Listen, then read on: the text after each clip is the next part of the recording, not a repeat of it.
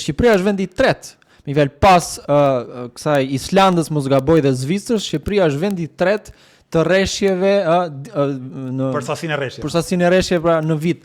Që do thotë se me gjithë këto lumenj që kemi ne me sasinë e rreshjeve, do duhet që problemi i ujit në vitin 2025 jo të ishte zgjidhur, po si thua të ishte në nivele kështu. Unë mbaj mend 2013 kur para se të merrte pushtetin e Dirama tha që është turp, tha që jemi në 2013 dhe ende nuk e kemi zgjedhur problemin e furnizimit me ujë për qytete, me fjalë.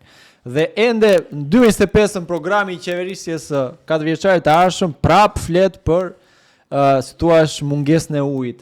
Ndërkohë, po ta vësh re në këto 3 mandate, Edi Rama nuk ka ndërmarr si thua një investim publik serioz dhe të konsiderueshëm në vlerë. Pra investim shtetëror, vëllai, që thonë me këto para, pavarësisht që është një kosto e madhe, ne zgjidhim këtë problem dhe këtë problem e zgjidhëm.